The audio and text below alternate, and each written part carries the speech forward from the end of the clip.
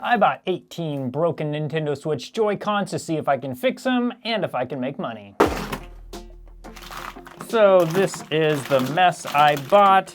I don't know what's wrong with any of them. The seller said he didn't even test them, so they don't know either. So it's time to have a look, see what exactly I bought, and see how they look.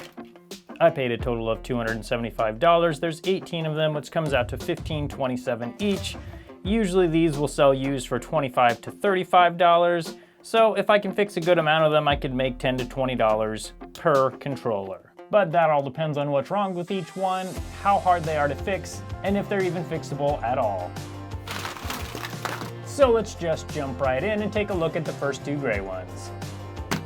So I've got two gray Joy-Cons. I've got a fully charged Switch right here. Let's turn it on and see if it connects.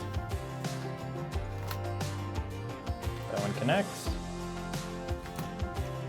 And that one connects. They're paired.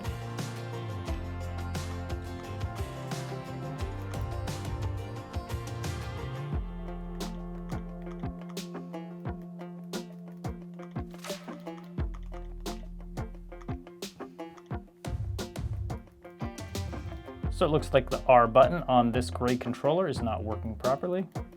Just getting no response out of it. This one, however, I haven't found any button that doesn't work on this one. So first I'm going to take a look at the non-working R button, and then we'll check this one out some more. And of course, my favorite part, let's take it apart. I'll be using a Y00 for this. Got 4 Y-shaped heads on these screws.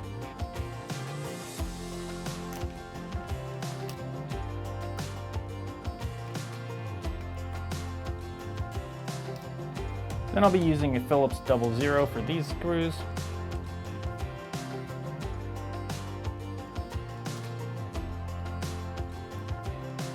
And then we've got one connector under here. And here's our problem.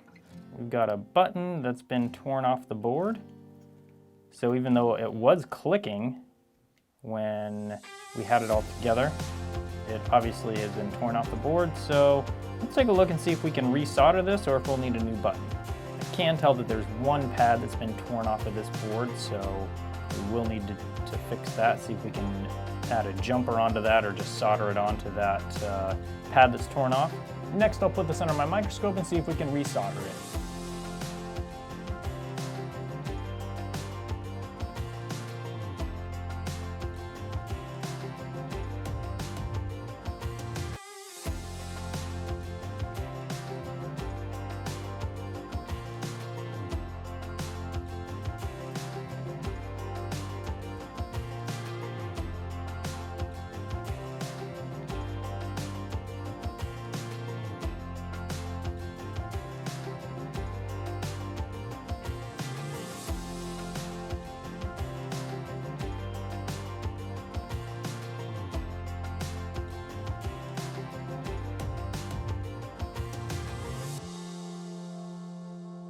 Okay, so that button is now soldered back on. And it presses good. Now I don't know for sure if that button was actually good. It could be bad internally, so we'll have to test it and see. I might have to take a button off of one of these other boards if there's a junk board in here. But let's try it out and see if it works.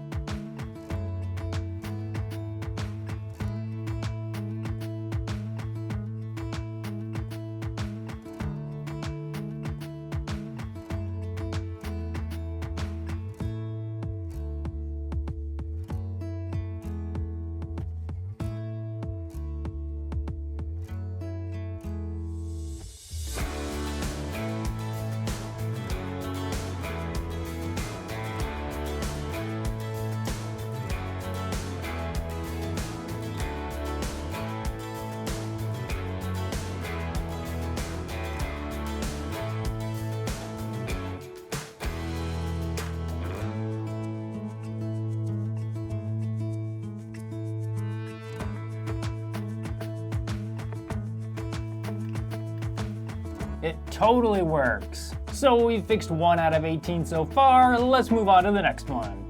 This other gray Joy-Con, I see no problems with at all. I've tested every function, it works wirelessly. So I believe this one's working. I'll test it a little bit more off camera, but so far I think we've gotten 1 pair of Joy-Cons working. Let's move on to the second pair. Let's try these blue Joy-Cons. That one connects. That one connects. Oh, or does it?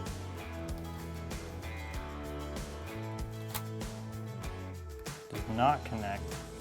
This one definitely works. This one is not working at all.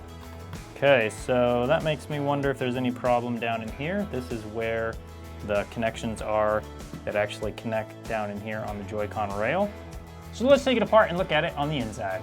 Today I'm using this precision electric screwdriver that you might want to pick up if you do any of this kind of repair work. I love it because it saves my wrists and my fingers from a lot of wear and tear when I'm taking off a bunch of screws.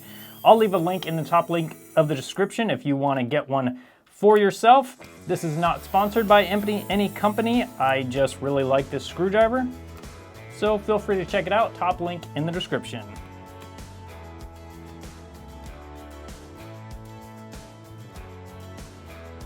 These are all the little pins that connect, but I actually don't see any problem with those so far. We need to get this battery out and this mid-frame out so we can check out the board underneath.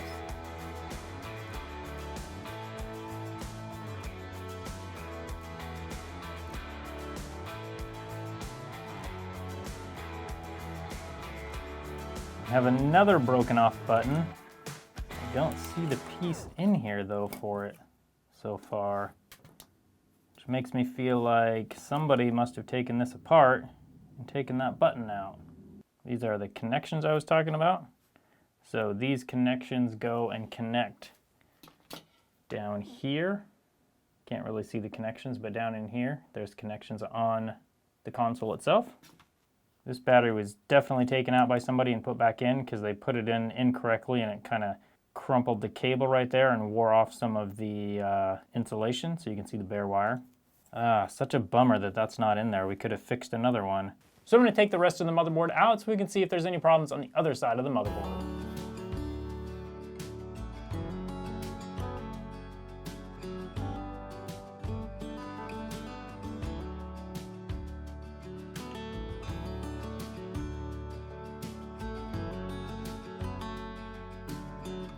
This motherboard is sort of bent, but other than that, I don't really see any problems. So I don't see any major problems on this motherboard, but we do have that missing button, so I'm gonna leave this Joy-Con all apart. So once we find one that has a button we can use, then we can solder the button back on. Let's finish testing this other Joy-Con, see how it looks.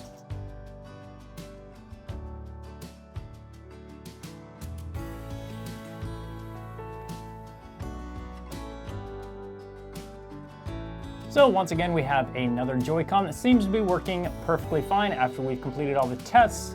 And once again, I'll test it a little bit more off camera just to make sure it's all working. But other than that, it looks like it's working good. Let's move on to the next pair. Let's try a red pair. So we definitely have some phantom touching going on.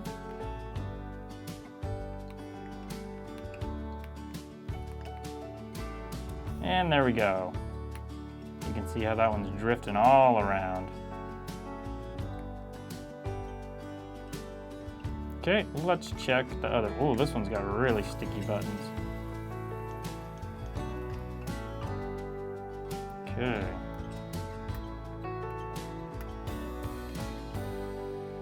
That analog stick looks great. Now let's try them wirelessly. Okay, everything seems to work fine wirelessly. So I'm gonna get this analog stick changed and then we'll test it again and see if that's all it takes.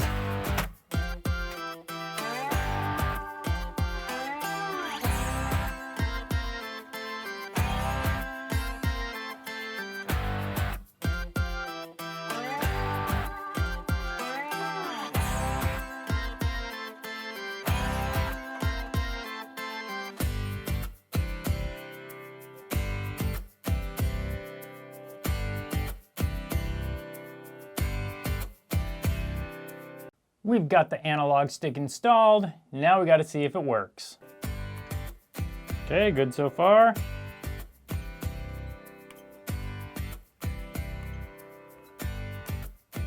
And that analog stick works great. We've now fixed another one.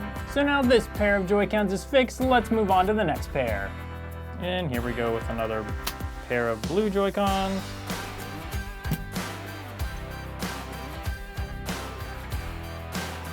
These are looking good so far.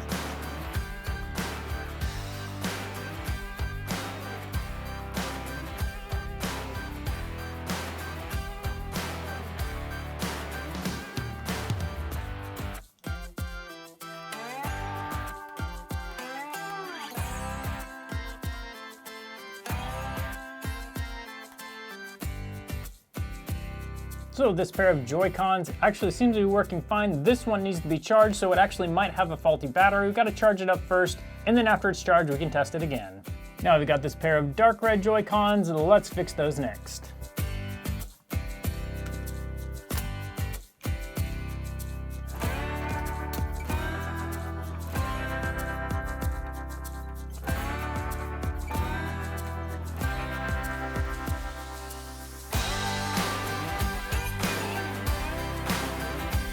That one seems to have having a problem returning to the middle, so we need to check that out.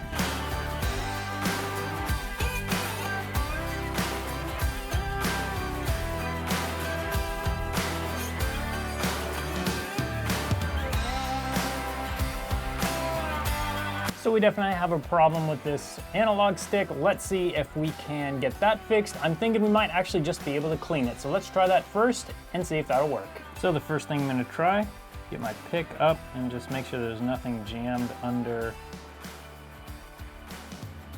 this dust cover here. Yeah, there's not really anything under there. So let's get it torn down and check it out more. So here we have it out. I'm actually gonna try and get some canned air in there.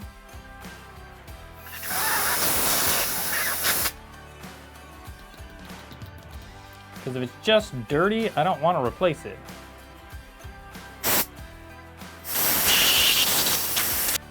So I'm hoping this canned air can get up under that seal and down inside there and get some of the dust out if there's any dust in there. Now I'm gonna get some alcohol soaked onto a Q-tip and get it up under that seal and try and get it down in there to try and clean the contacts in there a little bit. So we're just gonna go up under here. And while we're at it, we're gonna clean around here. Around that whole stem there. What do you think? Is it better or did I make it worse? Let's try it out. Okay, the moment of truth. Is it gonna work?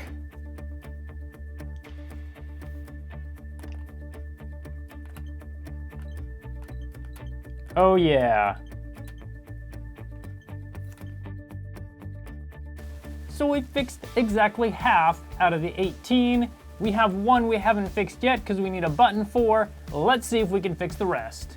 The amazing thing is we actually haven't had any liquid damage so far. Now I do realize that all the rest probably are gonna be liquid damage just because I said that, but who knows? So here are our next two victims. Let's take a look.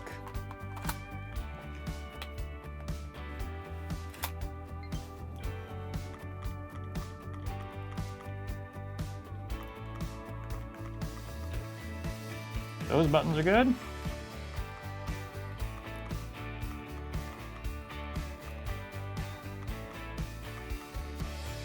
And those buttons are good.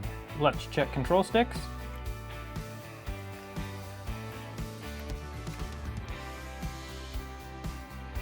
That one looks great.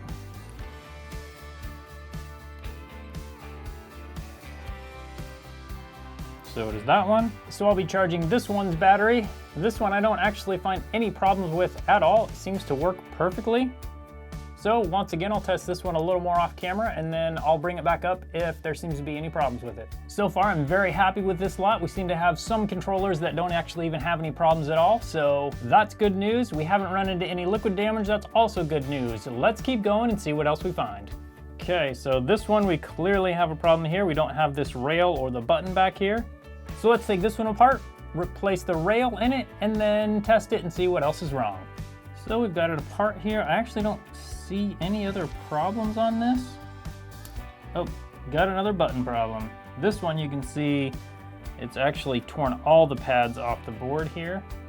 So this one we can run jumper wires that shouldn't be a problem. We'll have to see if this button is salvageable. Yeah, it seems like it probably is. So we'll have to fix this button, and then we need to find a rail for it. So I'm gonna set that one aside for now, and we'll move on to the next ones.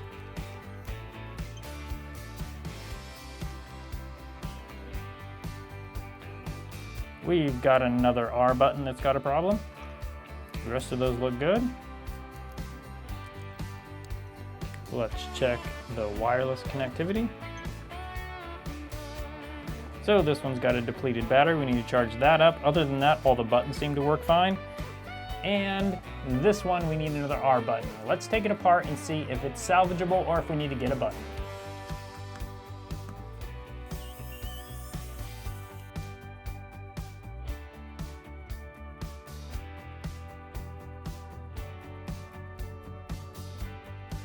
So as you can see, that metal part's been torn off and the button is kind of pointed down. So let's see if that's salvageable or not.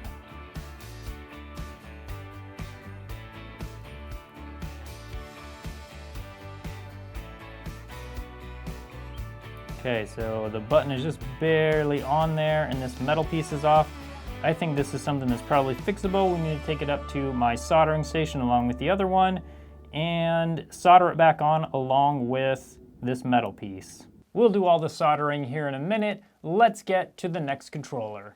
Obviously we have a problem with the analog stick on this one. Let's see if there's any other problems with it. Let's calibrate the control stick. Oh, it doesn't even push. Wow, okay. So this control stick is having a problem returning as well, especially when it goes up and back down. It's kind of gotten mushed on the top too. This one we could probably fix by cleaning it like we did the other one, so we'll give that a try, but let's test the other buttons first and see if they're all working. Oh, another broken R button. Now just looking under here, I do see that we've got a problem with the analog stick. It's actually broken there. So we actually will need to replace this since it is physically broken. Now I'm gonna take this apart, check out that R button and see if the button's there and then add it to the soldering pile.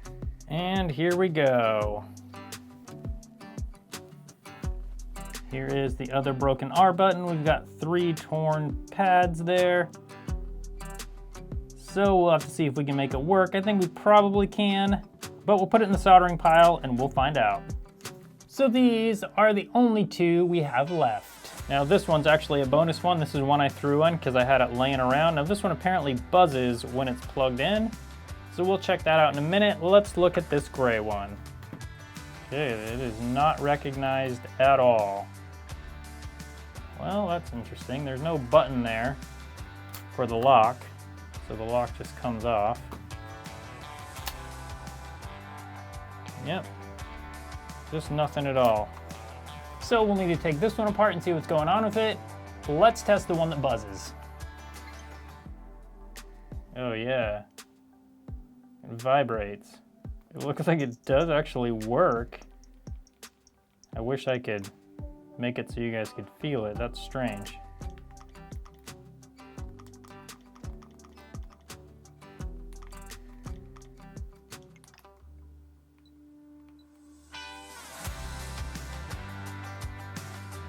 And we definitely have a problem with the analog stick. And as soon as I disconnect it, there's no communication with the console. So we've got 2 gray controllers we need to take apart to take a look at. Let's start with this one. So this one has 2 broken mounts for the screws. Got a broken ribbon cable. This was just disconnected in there. Let's take the battery out and see what it looks like underneath. It actually doesn't look too bad other than that. You can see how these buttons take abuse. This one is even bent in a little bit. It looks like it does work fine. There's a good view of it. You can see how bent that is right there. So be careful with those L and R buttons. It's not their fault. So for this one, it looks like we mainly have this faulty ribbon cable, and then part of the case is actually broken with these pieces where the screws go in, and we are missing this button. Let's take a look at the one that buzzes and see if we can figure that one out too. Looks like there's a little bit of liquid damage here, maybe a little bit down here. I'm not totally sure, I can't quite tell. I'm guessing this buzzer motor is what was buzzing maybe. But let's get this battery out and have a look at the board. Okay, it actually doesn't look too bad. So it is possible just these pins down here at the bottom are possibly crossing, or there's some corrosion. Also need to check out all of the connections here and here, but it actually doesn't look too bad.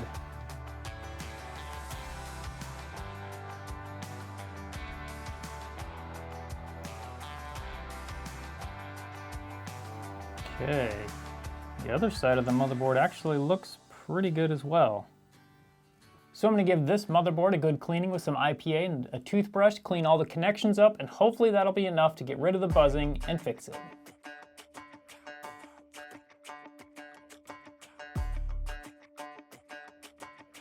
And we have all the corrosion cleaned off of the motherboard, and now it's time to plug it in and see if it's going to work or if it's going to keep buzzing. Okay. Oh, and it's still buzzing. Okay, at this point, I think I'm actually gonna replace that little buzzer motor. So let's try that and see if that's gonna work for us. So this is the one with the broken screw holes in it. I'm gonna take the buzzer motor out of this one, and we'll try it in this other one and see if that gets it working for us.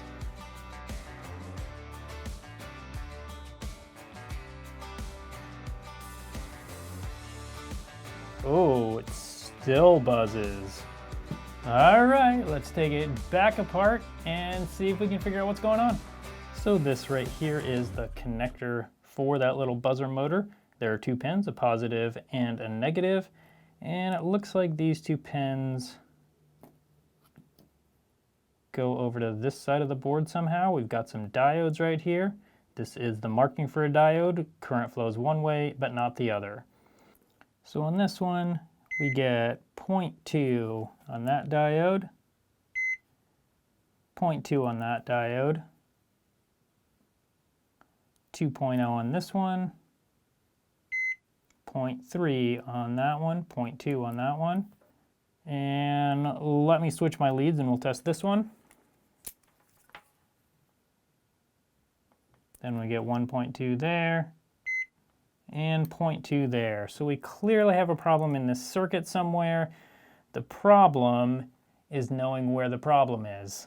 So there's clearly a problem on this board. I'm gonna take the known good board and put it into this Joy-Con, and then we'll save this board for parts if we need them on any other Joy-Cons or for future Joy-Cons that I might buy. I could spend time taking these diodes off, checking them, and putting good diodes on to see if that fixes it. I could even take this chip off and put a known good chip on. Part of the problem with that is that it is a BGA chip, and those are more difficult to put on correctly. So then the question I have to ask myself is how much time is worth putting into a $25 to $30 controller? For me, since I already have an extra board, I'm just gonna swap that board into this controller and call it good. Now we've got that in. There we go. And we do have 0 buzzing. And we have one more controller working. And now it's time to get all the other soldering done on the other buttons and the other control sticks replaced.